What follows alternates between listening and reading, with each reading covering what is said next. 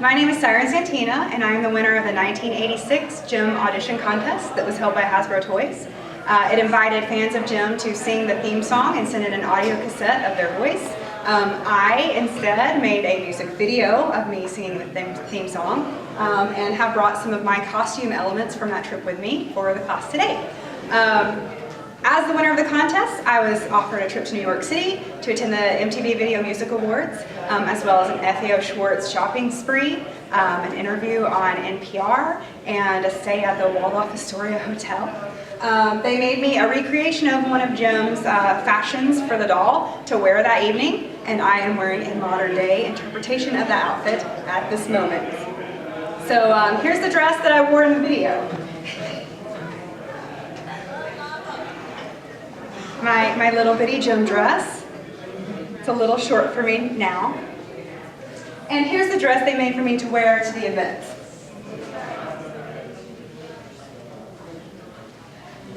So it's a nice yellow number with a pink rose belt. And you can see today's version is slightly different shaped for modern era. So that's kind of why I can talk to you a little bit about cosplay. I will tell you that I wasn't sure what panel I was sitting on until I got here, so I did not prepare anything about cosplay, but lucky for you guys, I teach classes and burlesque festivals about making costumes.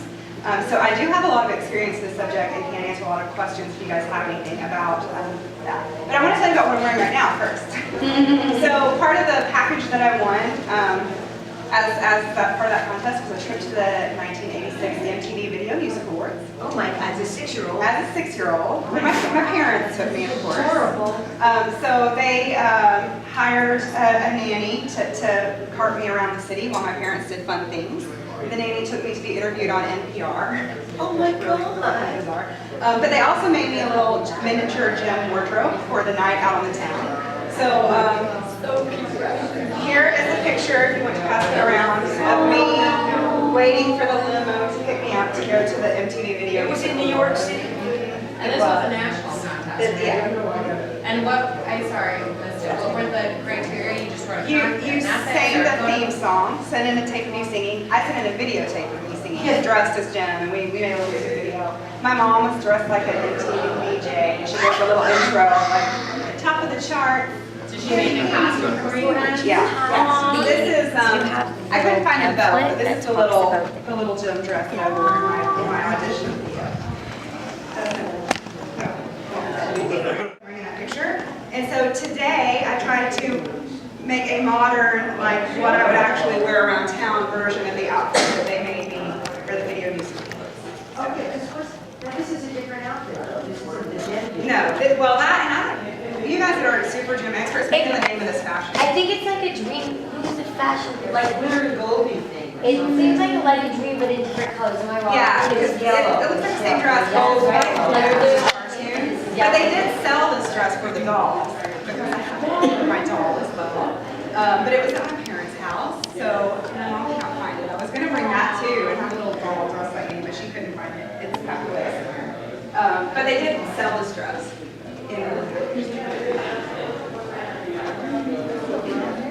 I even brought my little shoes to try to match my shoes. So this is my ode to cosplay.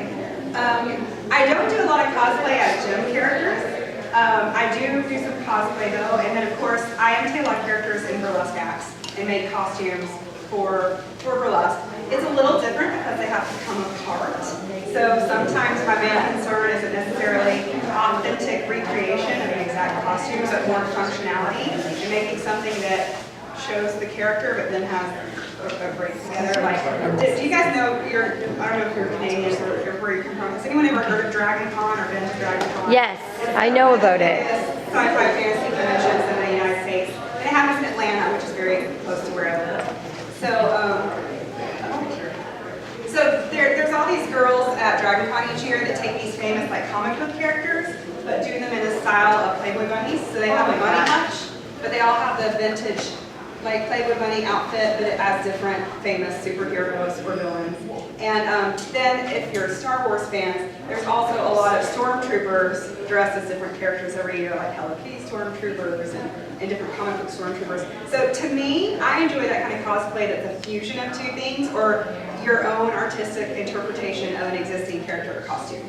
I have done some exact replications of costumes as well, but I like to mix it up a little bit. If you come to the burlesque show tonight, you will see kind of a different interpretation of Jim's plastic pink dress is what I chose to wear tonight as well.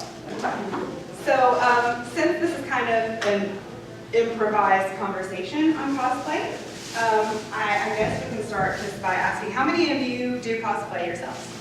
A lot of you. You're just famous.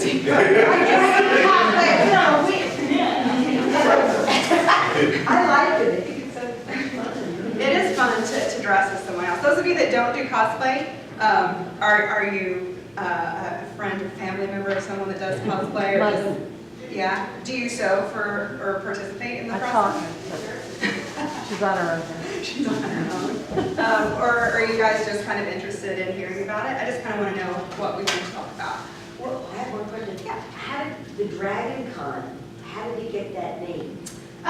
It started as a mostly for Dungeons and Dragons kind of Dungeons and convention, Dragons. and then it moved from fantasy out to sci-fi and Like some other, morphs. yeah. And so let me just get clear. So Yes. it's like, so it started with Dungeons and Dragons, then it morphed into fantasy and sci-fi, like, but then it morphed into like It's- women like dressing as these characters Yeah. as Playboy bunnies. Yeah. Which is So- that's when it became like really big. It's gigantic. You know, I think they've only been doing, they call it bunny hutch. I think they've only been doing it like 3 or 4 years, but if you get a whole bunch of kind of nerdy guys that like role-play games and Right, plays, right. and you take a pretty girl dressed as any famous character, Oh my you God. get even more nerdy guys. So what happened, that's what really like put it over the edge. Yeah. So it is, you said it was the biggest? It's, I don't think it's the biggest one in the whole country because I think San Diego Comic Con wins that every Comic-Con year. is the biggest. But Dragon Con is close. It's Close. definitely the biggest in the eastern side of the country. What is Dragon Con. When is that? What? Oh, When is it? It is always Labor Day weekend, or weekend, is that right? Dragon Con. Yeah. And where is it? It's in Atlanta, Georgia. So that's where I see a lot of my cosplay experience comes from, or a lot of my, every year if I am not at Dragon Con, I am texting my friends going, send me pictures of anyone dressed as Hello Kitty, send me pictures of anyone that has a cartoon from the 80s. That kind of stuff. Sorry, I missed it when we were talking about it. So what all did you want? So I got the trip to New York. I got the outfit to wear to the music awards as announced. I got an FAO Schwartz shopping spree to buy as many gems, dolls, and toys as I wanted. I got some unbranded VHS tapes, like before they released cartoons for sale on tape. I got these like videos that just had handwritten labels from the toy company. It's like Gem Season 1 on VHS cassette. And I think there's probably some money in there, isn't it too? Yeah, she's passing around the actual flyer that came with the dolls about entering the contest. If you want to Do you read still them. have those dolls that you picked out? I do. Well, my parents won't let me get rid of any of my toys. So when did they have that contest? What? When did they have that? 1986. What? Me? You did. I did. So you went to New York City? Huh? You went to New York City? Yes. Yeah. Was it fun? It was amazing. That was the first year incredible. of the show, was it the first year? The Video Music Awards? Or Gem? Jeff. I'm not sure. When did they start airing? 85. 85? So they- So shortly thereafter. So that flyer is like almost 30 years old. No one needs to know that. Yes, Okay. yes, it's been a while. It is in good shape, and that's not mine. Who's That sounds that? tibious. Yeah, but Jim Boy Daniel, do you guys know Daniel Jim Boy? He gave me one. I did not own one of those, and he had one that he brought with him, and he gave it to me because I didn't have one. So if you see him, tell him that he made me cry, and that I told all of you about it. It was so nice and selfless of him to share that with me. So I have that sandwiched up in my room between stuff so it won't get bent on the way home. The name of the fashion is Let's Rock This Town. Oh, is it? Rock Is it the green and the purple? It's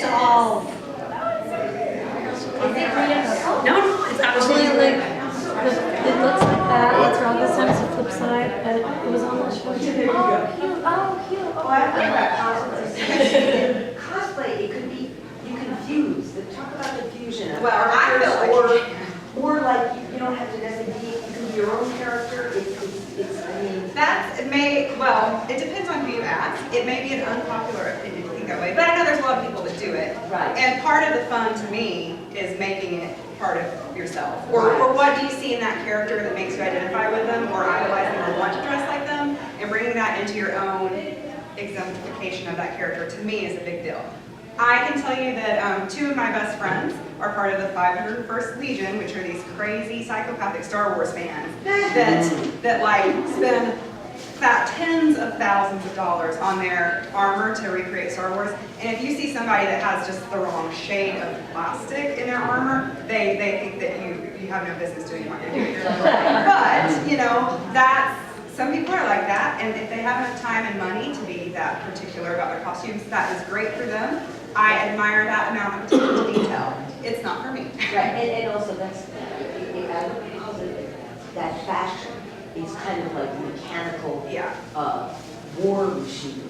Yeah. Or something. It's I mean, and there's some people, there's a show, I think it's on, is it the gaming, I don't know, gaming channel, A4, whatever, what's the game channel called on cable, or maybe it's the. I don't know if we have that in Canada. Oh. GSN? We have GSM. Yeah. Yeah, we have GSN in So Canada. there was a show, there was a reality show about cosplay on the gaming channel that I watched. And there was a lot of, apparently in the community at large, where they actually have cosplay competitions at these festivals, where people are really cutthroat about it and really judgmental if you don't do everything exactly to the letter. So from what I have observed in my experience is if you're competing for cosplay, they want you to be spot on imitation. But if you're doing cosplay for fun, then I see a lot more, you know, open interpretation, stylistic changes, and I see a lot more joy in that as well. Yeah.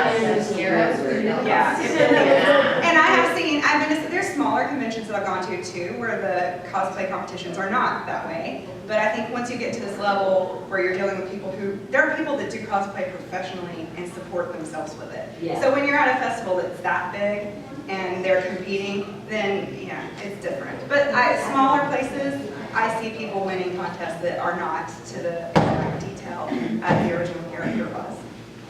So yeah, I mentioned earlier that some other people have come in. Some of the cosplay that I have done, or most of the cosplay I've done, is not based on Jim and the Holograms. I have done a lot of other characters, but I do have a lot of sewing experience. So, well, I guess, does anyone have any other questions about cosplay in general? Or do we want to talk about some of the construction stuff? What are some of the other characters? I do Ursula, the sea witch from The Little Mermaid. The Little Mermaid, Disney's Little Mermaid. No, I cosplay as Ursula. I have a burlesque act as Ursula too, and I do sing live in that act and perform her song. I have done Dewey Herman, which I kind of weird for a girl, but I do. I have done. This is not really a cosplay character, but my most recent creation has been Ben Franklin. So sometimes I like to do kind of drag stuff, but that's okay, right? Yeah. What other characters? I know. Spider-Man. Miss Piggy. Spider-Man. I'm going to BurlesqueCon in 2 weeks, which is the Burlesque Educators Convention, and they're having a space-themed party, and I'm going to be Miss Piggy from Pigs in Space there. Yes! So that's in Seattle. I have another question. Can you give us a little history about how you got into burlesque and you know how that passion, you know, just more about a little bit your burlesque history and what you think of it going. Well, obviously I enjoy entertaining since I'm making little videos of myself as a child. Throughout my elementary school, middle school, high school education, I was active in choir and theater and things like that, and then majored in music in college, but decided not to pursue opera as a career because I live in Knoxville, Tennessee, and cannot support myself performing opera as a career. So now I have a job that's very corporate and very boring. So I miss singing, I miss dancing, I miss doing theater, and I had a friend that does these local alternative dance nights, so they play like goth music and stuff. So yes, I'm a closet goth kid. And I went to this goth night and they had brought in some burlesque dancers from Nashville. And I was watching them on stage and I was like, this looks so much fun. And one of them sang, and I will be polite and say, it was adequate. And she was lovely and brave. But I was sitting there thinking, I can do this better. And I have all of the skills that it would take to do this. So one of the girls in our scene also watched this show and she said the same thing. And one of our friends in common said, oh, she said this, you guys should do this. So we started a burlesque troupe in Knoxville, Tennessee, not knowing anything about really burlesque in the country or what it was. We just thought, it was almost like we were putting on a school play for our parents or something. We just kind of got together at her house and decided we were going to put on a show, and we picked some songs, and we made some costumes, not from scratch, just took some clothes that we already had, threw some rhinestones on them, and put on our first production. We had so much fun and we had such a good response. Our first show, which is crazy, in our little town in Tennessee, had 500 people show up for it. What? Amazing. Our first burlesque show that we produced ourselves that wasn't even, I can say now, it wasn't even true burlesque. It was real, like we didn't even take off many garments and it was it was more like a choreographed talent show or something.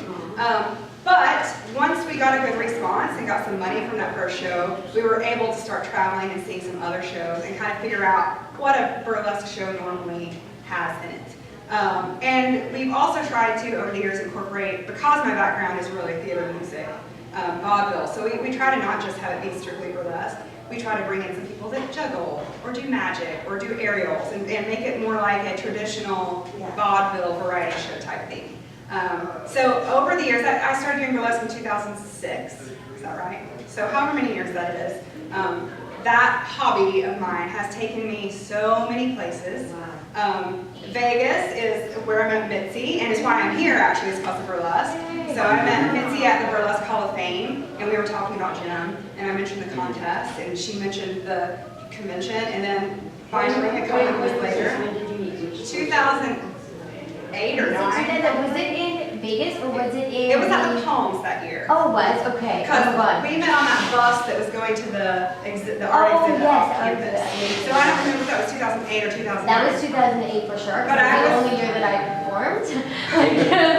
Performed at Burlesque Hall of Fame. So I was still a baby, and that was actually probably my first time out meeting the burlesque, like the world burlesque community at large, and I had not been performing for that long. So we just happened to sit together on a bus and struck up a conversation about Jim, and all of this happened. Did you tell her you wanted to? Yeah, I did, and I'm excited too because living where I live, there's not a lot of exposure to pop culture. There's a lot of people that like the country music television channel and NASCAR and things like that. So to find somebody that even knows what Jim is exciting for me. To find someone who's passionate about Jim is super exciting for me. And then to find somebody who's like, hey, I could arrange it where you could come and meet all the other Jim people is extremely super exciting. And then women were less. Yeah, I know. It's like a cherry on top of Sunday. It was kismet. It was meant to happen. Candies. Yeah, so that was amazing. And then I'll tell you guys a secret about the burlesque show tonight too. We're gonna go. I get to perform with everybody's favorite, who is also one of my favorite burlesque acts in the world. So here I am having another opportunity, not just an opportunity to meet Jim fans and Jim voice actors and all that, but also getting a chance to work with some of my burlesque idols that I have never worked with before. So Are they Toronto based? No, they're from St. Louis. yeah. They're amazing. Where you are? Yeah. So I am really excited, and that that one little thing I did as a kid has just kind of changed everything and influenced everything as well. I mean, I probably would still be wanting to perform whether or not I had had that experience, but that little taste, that first taste of full costume, embodying another character, singing, dancing, then reaping the benefits of doing it well, I guess. I mean, it really kind of set I want to be on stage. So Jim changed my life. Yeah, Jim changed. I think that's how I wanted to be on stage too, because of Jim, for sure. Like I can definitely see that. When I first watched Jim, I was performing for my grandparents' little Jim skits and like music and like dancing to like the background music of Jim. And like that's how I knew, like, you know, it's like little seeds that are implanted, and then this is how it expands and it changes your life. Like Jim changed my life, you know. So even if it's just small little things, I can definitely pinpoint and be like, this was a direct influence into how I am today.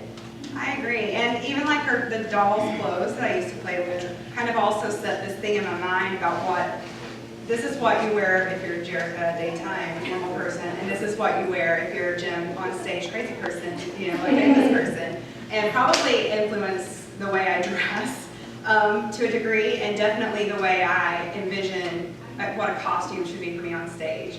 I push towards maybe a little bit over the top and maybe a little bit like rock star kind of stuff when some of my peers are more like, let's be classic and here. And I'm like, no, let's rock out. This is Jim, let's do this. How did were your friends in general growing up, and how did they react to you winning the contest? My cousins were into Jim, so the ones that were in the video, which ended up being a problem when I won because the trip was for 4 people. So that was me, my mom, my dad, and one other person. Oh, no. And I had 3 cousins that had been in the video with me, and then their parents who had helped make their costumes to be in the video with me, and then also a brother. Oh. So that became kind of an issue. So I did have one cousin that was more into Jim than the rest of them. So when I got to pick my 4th person, I wanted her to go, but then her mom decided to go instead. So, so I had 2 or 3 friends that were really into Jim, and then probably the rest of my friends from school and stuff were more into Barbie. Really? So You weren't like the famous celebrity? it was the girl that played Kimber's mom in my video. The girl that played Kimber in the video. They did not want me to take a second kid, mostly I think because we had the Hasbro was sponsoring childcare for me, and they did not want to have to worry about 2 kids. They just wanted to deal with me. So I was plenty to keep that woman busy the whole time we were there.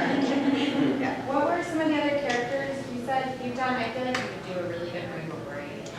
I would love to do Rainbow Bride. However, one of my best friends does Rainbow Bride. I would be Rainbow Bride than her. So I think she would try to kill me. She's a little intense. I would love to do Rainbow Bride. I actually did dress as Rainbow Bride for Halloween one year and have pictures of that where I did a costume when I was a kid. Probably, maybe even the year that I won this contest, and the year that I was Rainbow Bride, or the year after. You could do like a little somber tones and be her shadow, and she looked like. Or Starlight, you could be like, Yes. oh my God, Starlight would be the best. I'd like, All right, let's Become get a this little now. I'm princess. giving you a list of things that I should dress up as. What do you think I would look good at? Do you do a lot of other, like, you've done a lot of things with other babies? Let me tell you, going to these other cons, I was talking to my boyfriend on the phone last night. He's the avid comic collector, and he's into all this stuff like at Dragon Con and comic conventions. And sometimes when I go there, I'm interested in those things too, and I have fun. But when I walked into this vendor and display room the other day, I was like, oh my God, Carriers, oh my God, My Little Pony, oh my God, She-Ra. I was so excited. These are the things that I'm excited about that they never have at the normal comic conventions. And they're always like, here's all these male superheroes. they never have girl stuff, ever. All these cons are so male-based. Like Transformers, G.I. Joe, like Ninja Turtles, He-Man, like Thundercats. I'm like, where's the, that's why Jen, I feel, is like the only Yes. con that's like female. So many male Write it down. You're That's fun. Yeah. Or good and for This is my boys. friend, by the way. This is my friend John, who has never seen Joe before and drove with me here from Tennessee. This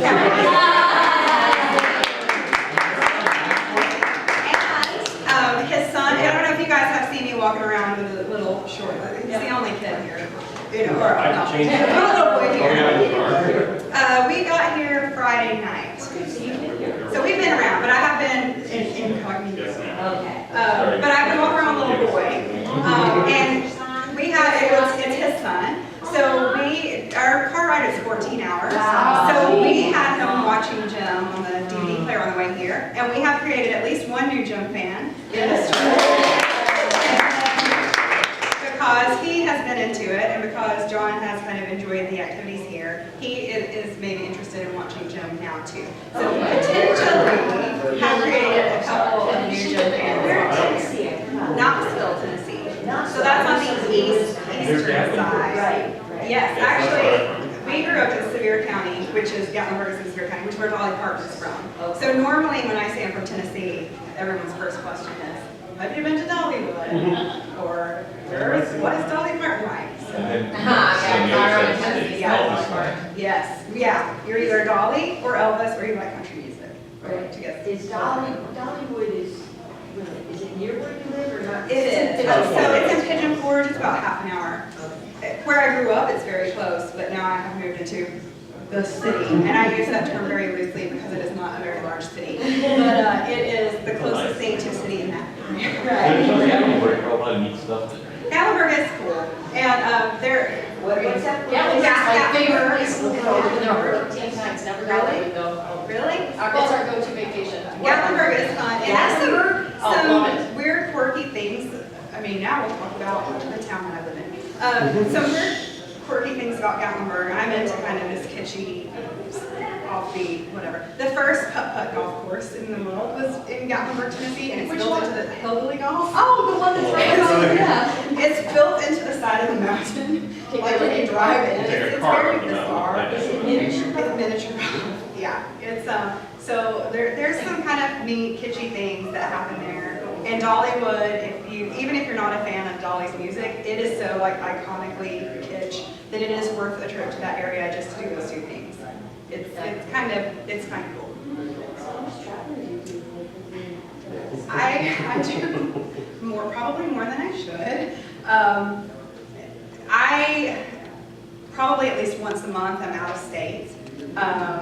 This is only my second time performing out of the country, but I did get to perform in London for doing burlesque.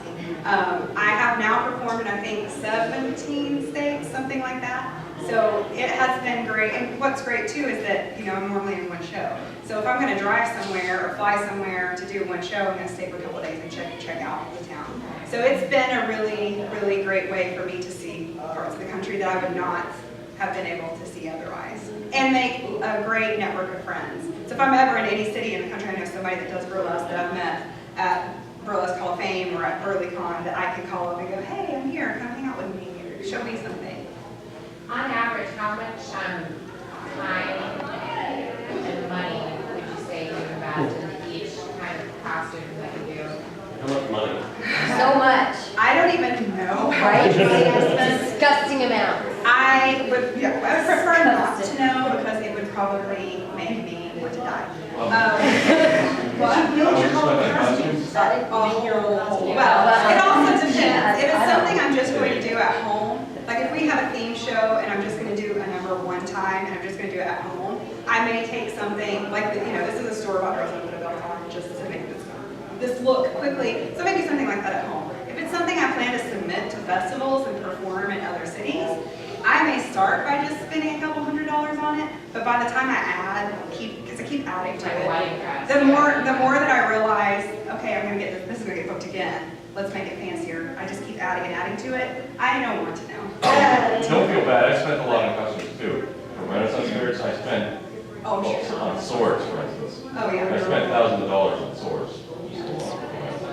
So I try to, when I'm making a costume that I am investing a lot of money in, I try to find pieces, and again, I'm making costumes that come apart into multiple pieces, so it's a little easier. But I try to make individual pieces that I know I can use again for something else.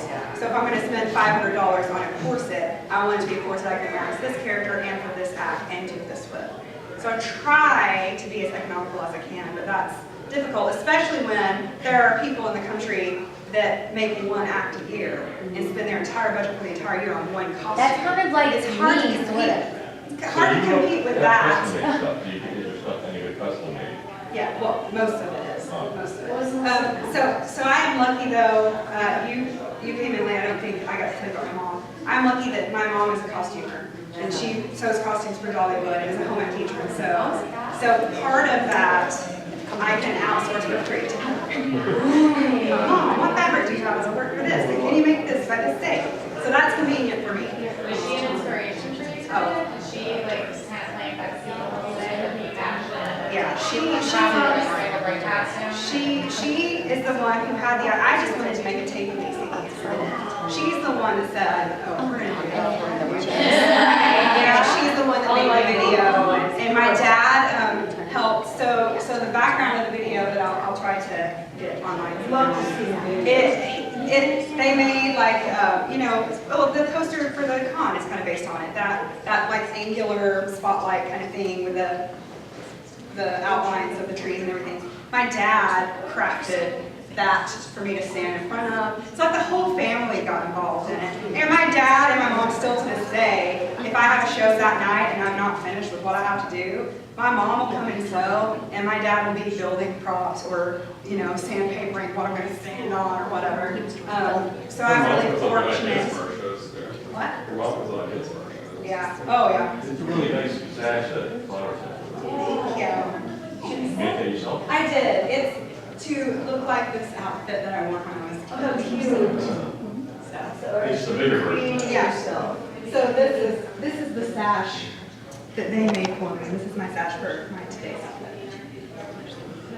And I want to I took one picture of this, but it was kind of dark. So if anybody wants to take a picture of me recreating this picture before we leave, I really want that to happen. I'm just curious about the burlesque too, like the history, I know, Gypsy Rose Lee and. Oh my God, you should tell about how your mother performed Sherry Britain. Yes, I want to hear that. Oh my God. And how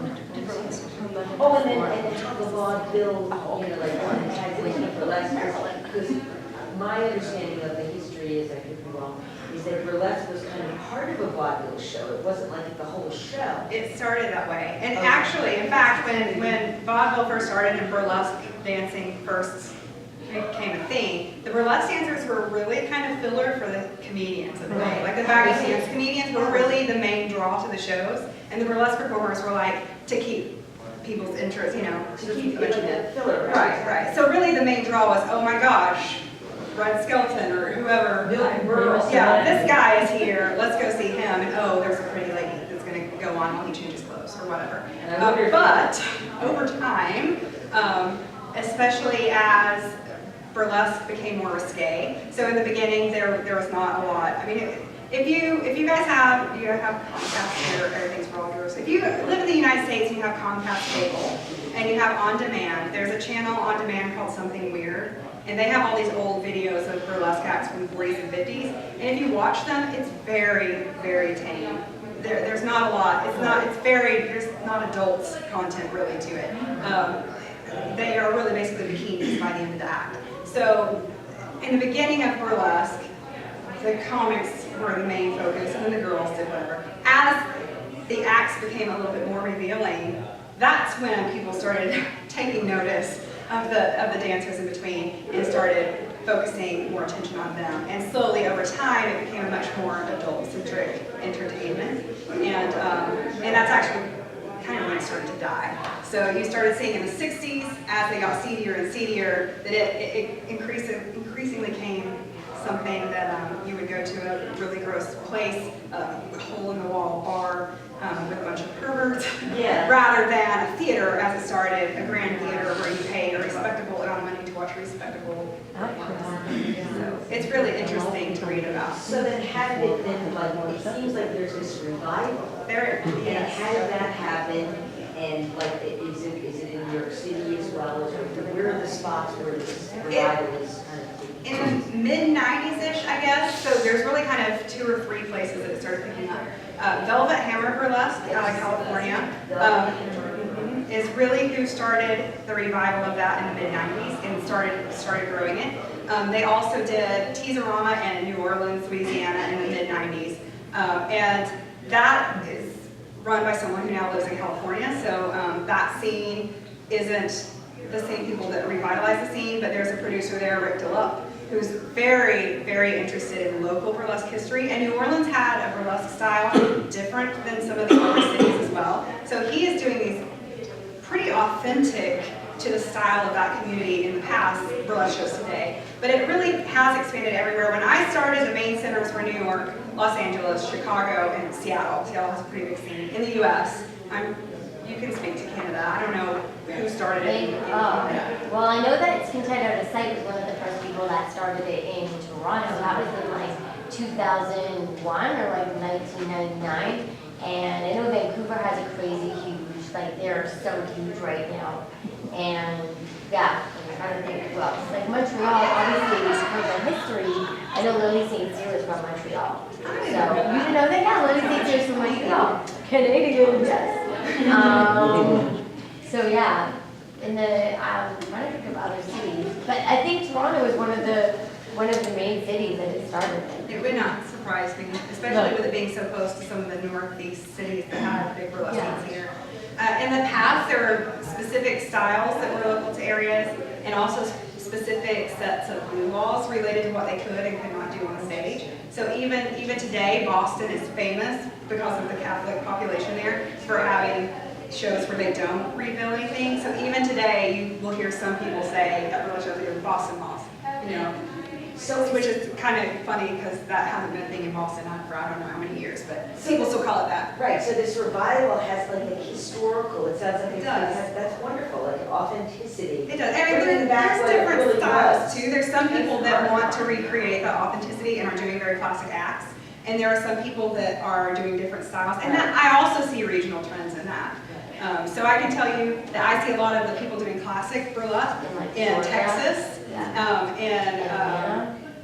New Orleans. There's a lot of classic performers in Atlanta. So a lot of southern states, which does not surprise me because we still, where I live, we still have some very antiquated blue laws there on what we can and can't do. And then I see some very modern, almost performance art style striptease out of New York and Coney Island. And then the Seattle scene as well is very aggressive, and which Vancouver, I think, from what I have seen, has a very similar style to what the people in Seattle are doing. So I am a fan of comedic burlesque. Oh, I love that. And a fan of just really weird stuff. Like if somebody's doing something that doesn't make any sense, I am like, yes, yes, love it. Or like I love it when people dress up as products. Like I saw pictures or some show that they're doing in Vancouver where a girl was dressed like a ball of Fireball whiskey and stripping out of that. And I was like, I want to go to that show. That looks amazing. So I like things, unexpected things. But I do appreciate classic burlesque too. It's just that I feel like the less traditional burlesque, you have more freedom to explore and do crazy things. And if you see somebody do traditional burlesque well, it's the most just beautiful, amazing thing. There are some people that are trying to do traditional burlesque that haven't studied it enough to know what to do. And when you see somebody that could be doing it beautiful, but there's just like one or two things off because they haven't taken the time to learn their history, and it makes me really sad. And I try to meld the two. Like I have a lot of traditional burlesque where I'm doing really weird stuff, but my costume is totally traditional and my music is totally traditional, but then it's just like, oh my god, your baby threw crystals on you. And now you're wearing a diaper with I want to see crystals. that act. Have you? No, Oh, I you want to. should see it. It sounds It's online. amazing. And I like, yeah, if I see somebody in traditional costume performing to modern music, or somebody who's performing in some crazy, like, modern, weird costume to traditional music, I like. Yeah, that was it. Because I feel like you can't That's fun to me. you can't just be so stylized in one specific genre. You have to like expand, otherwise it just becomes boring. I agree. Definitely you can have it, classic has its time and place, but just incorporating the two gives you a lot more freedom. Like feather fan dancing is one of the big staples of traditional burlesque. I love a fan dance that is done without feather fans. Like there's a little Brooklyn in New York City does a fan dance with these giant foam #1 fingers like you would have like she's a football fan and she's doing a fan. Oh my god, amazing! It's Or like like the garbage lids with Yeah. nasty, that's nasty Canessa right with her garbage. or Dirty Martini. One of them does hubcaps, like off of a car. Oh my god, yeah, One to the does car alarms, touch okay, that's what I'm thinking. Oh, yes. That's an excellent example. Right? And actually, I used that in my burlesque history class, so why did I tell you guys this? Nasty Canasta does a feather fan dance with Nasty Sally. Canasta. Yeah. Oh, she's She's the her. best. My Oh my favorite. god. Yeah. Really? My girl Nana. Oh yeah, Oh my god. she's totally experimental. She's Very amazing. unique. She Cultural does diversity. feather fans like traditional Sally Rand fans, but instead of performing music, she performs her recording of a car alarm going off. So she's doing the traditional, like all the same moves that a person would do in a traditional fan dance, but she's doing it like in precision timing with a whoa, whoa, it's great. It's like one of the best things I've ever seen in my entire That life. is hysterical. It's Really clever, so really top clever stuff. quality. It really is She's a an art true. form. You raise your hand like 6 numerous times. I'm so sorry. No, not at all. I just have a question going back to what you were saying with the cosplay. You were talking about how very specific everybody gets about that. And I noticed that you have tattoos. And I know in the world of pageantry, it's traditional, it's fine to have them, but they often cover them for the aesthetic. And I'm wondering how that is addressed in the world of cosplay, whether you cover them to be accurate to the character, or whether it's overlooked as just part of the personal character of your body. Really great question. I have never covered my tattoos for any kind of cosplay. I have seen people add additional tattoos. One character that comes to mind I see cosplay-wise, Frankenfurter from Rocky Horror Picture Show. So I see people adding tattoos to tattoos they already have to match his tattoos, but I have not ever really noticed anyone covering up tattoos that they have. I'm sure there are people that do. I would think definitely they do. Blaze, the Red Rose of Texas, is a burlesque performer that does a lot of cosplay stuff, and she has some tattoos. And now that I'm thinking about it, she does this amazing Little Mermaid cosplay that she takes off. And actually, people pay her in Dallas, because they're all rich, to come and just swim in their kids' swimming pools for their birthdays and things as Ariel. And I have not seen her tattoos in any of those pictures of her dressed as Ariel. So there must be people that do it for often. I would think it probably depends on where you're cosplaying, if people would be bothered by that or not. Around kids, I could see you definitely covering them up. Sometimes it's like an expression of yourself, like Yeah. you're just doing a cosplay, and it's your own interpretation of the area. Yeah. It's part of your personality. I am usually so rushed to change because a lot of my cosplay is incorporated into the shows that we do that I wouldn't really have time to cover mine up. But that is a good question. If I ever did like a photo shoot as the character, or was entering a costume contest as the character, and that was the only thing I had to be, the only outfit I had to wear, I could see myself covering it up for that. It's interesting. Does your tattoo say? This one says Ernest. So here, this is my tattoo cosplay of my grandfather. So he had, well, actually it said Catherine, but I got a tattoo just like his, except for his name in it instead of hers. Okay, yeah. Okay, wait, this could be the last question because we're out of time. I know it's been super fantastic. I know, right? I didn't talk much about But cosplay. I'm they're sorry. coming to like lift the wall for the big panel. Okay. Well, thank you. I know you were really little when you went to the Anecdotes music. I probably watched it on TV at the time. Do you remember any of the big bands that were there then? So the year I went, they did it in 2 cities. They did it in New York and Los Angeles, and were broadcasting back and forth. Tina Turner was that the one that I was at. I got to meet her. And Madonna, I think, was in LA, because I did not see her. Okay. I met Andy Warhol, the artist. He was there. Andy Warhol. Really? Money for Nothing and the Chicks for Free, whatever song that is the one that won video of the year that year. So they were there. Dire Straits. And the Monkees were there, but they were in Los Angeles. I was so upset because I was watching the Monkees syndicated every day after school, and they're not in New York. I was so upset. So those were the main ones that I remember. I did fall asleep before it was over. So there's a lot of pictures of me on it. And someone stole my pound puppy. I took my pound puppy to the video store.